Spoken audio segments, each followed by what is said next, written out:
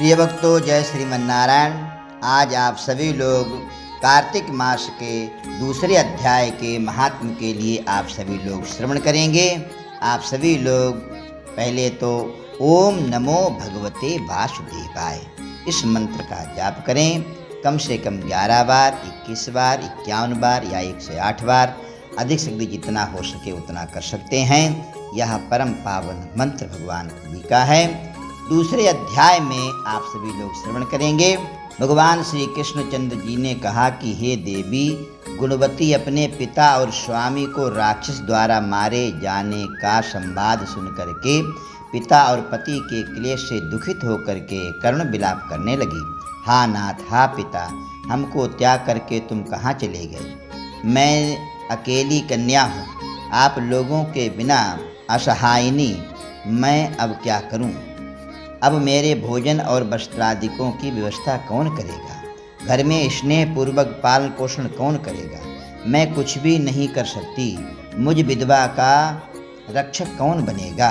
मैं मूर्खा कहाँ जाऊँ? कौन मेरे दुख को दूर करेगा? कहाँ रहूँ, क्या करूँ? हा दैव, मुझ पर ऐसा कोप हुआ, अब कैसे जीऊँ? मैं बड़ी ही पापिनी हूँ। श्री कृष्ण ने कहा कि इस तरह रोती हुई वो मृगी की तरह व्याकुल होकर के अपने को भाग्यहीना और असुखी, आशाहीन, जीवनहीन कहती हुई बोली कि अब मैं किसकी शरण में जाऊं जो मेरे दुख को दूर करे। उसके बाद में वायु से आहत केला के पत्ते के समान वो कांपती हुई पृथ्वी पर गिर पड़ी। अधिक देर बाद जब होश आया, फिर भी अत्यंत करुण विलाप करके बहुत रोने और चिल्लाने लगी। शोक सागर में डूब गई। अपने घर की सारी वस्तुएं बेच करके सावधानी के साथ में उसने अपने पिता और पति की यथाशक्ति श्रद्धादि क्रिया की।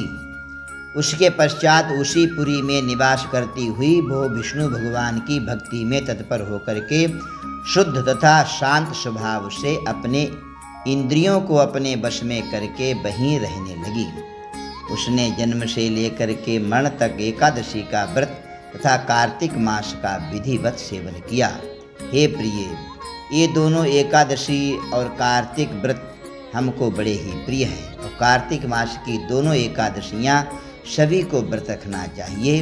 यह उत्तम मास है, इसमें दोनों एकादशियों को रखने का विशेष करके महत्व है।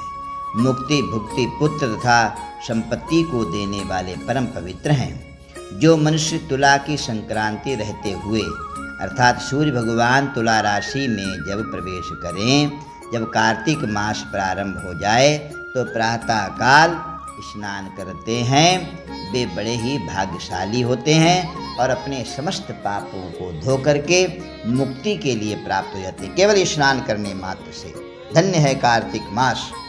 जो मनुष्य कार्तिक स्नान प्रातः काल अर्थात तारों की छाँव में जब तलक तारे रहें उसी समय स्नान कर लेना चाहिए, और जब तारे लुप्त हो गए हों, सूर्य ना निकला हो, ऐसी स्नान मध्यम स्नान कहलाती है। उत्तम स्नान वो है जो तारे नक्षत्र रहते हुए जो स्नान करता है। और रात्रि में जागरण, दीपदान अर्थात तुलसी मैया के सम्मुख दीपक दान या भगवान ठाकुर जी के सम्मुख दीपक दान जो करता है तथा तुलसी के वृक्ष की जो रक्षा करते हैं, वे साक्षात विष्णु भगवान के तुल्य हैं। जो भक्त कार्तिक मास में विष्णु भगवान के मंदिर की सफाई तथा विष्णु भगवान का स्तवन करते हैं, गुणानुवाद करते हैं, स्तोत्रों के द्वारा भगवान की भक्ति करते हैं, अर्थात जिस प्रकार से अच्युताष्टकम है,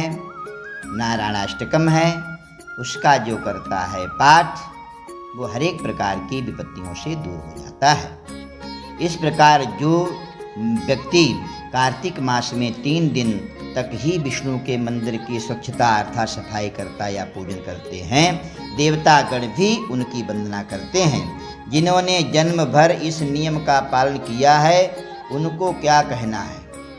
उनके पुण्य को देवता लोग भी कहने में असमर्थ हैं। इसी प्रकार वह गुणवती विधवा दत्त चित्त होकर के, एकाग्र चित्त होकर के भगवान में चित्त मन को लगा करके प्रतिवर्ष कार्तिक का व्रत और विष्णु भगवान की पूजा भक्ति पूर्वक किया करती थी।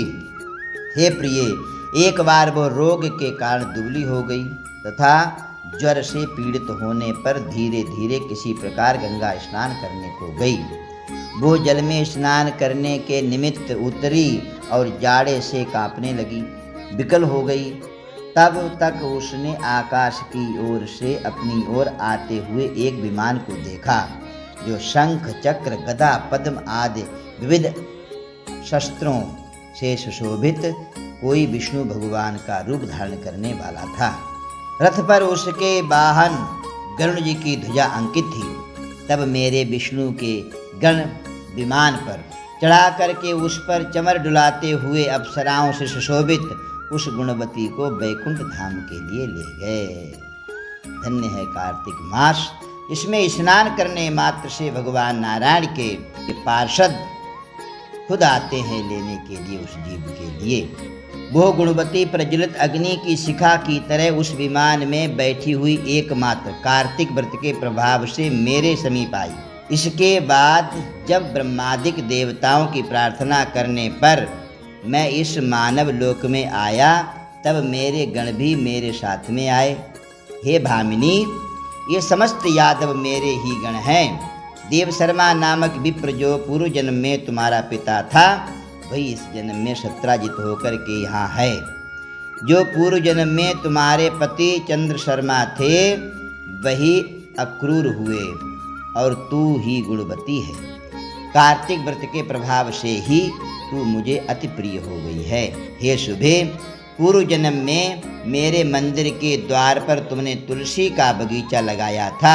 उसी पुण्य के प्रभाव से तुम्हारे घर में यह कल्प वृक्ष सुशोभित हो रहा है। तुलसी की कितनी बड़ी महिमा है हमारे हिंदू शास्त्र के अनुसार। पूर्व जन्म में जो तुमने कार्तिक मास में दीपदान किया था, दीपक प्रज्वलित किया था, इसी कारण तुम्हारे शरीर में शोभा और तुम्हारे घर में साक्षात अचल लक्ष्मी निवास करती है। उस जन्म में तुमने जो व्रतादिक पति स्वरूप भगवान के लिए अर्पण किया था, उसी के फल से तुम इस जन्म में मेरी अर्धांगिनी हुई हो आकर के। पूर्व जन्म में आजीवन तुमने नियम सहित कार्तिक मास का व्रत किया था, उसी से कभी भी तुम्हारा और हमारा वियोग नहीं हो सकेगा। इसी प्रकार जो प्राणी कार्तिक का व्रत करेंगे, वे सब भी मेरे ही समीप रहेंगे और तुम्हारे ही समान प्रिय होंगे। यज्ञ दान व्रत तथा तपस्या करने वाले मनुष्यों को जो फल प्राप्त होता है, वो कार्तिक व्रत के पुण्य फल का 16वां भाग भी नहीं होता है। सूत जी ने कहा, इस प्रकार सत्यभामा श्री कृष्ण भगवान से अपने पूर्व जन्म संबंधी पुण्य के प्रभाव का वृत्तांत सुन करके प्रसन्न हुई तथा सारे संसार के आदि कारण भगवान श्री कृष्णचंद्र जी को प्रणाम करके बोली। क्या बोली? ये दूसरे अध्याय कथा आप लोगों ने श्रवण की। क्या बोली? यह तीसरे अध्याय में आप सभी लोग श्रवण करेंगे। प्रिय मित्रों, आपको कथा यदि अच्छी लगी हो तो चैनल के लिए जरूर सब्सक्राइब कर दीजिए, वीडियो के लिए लाइक कर दीजिए। जय श्रीमन नारायण।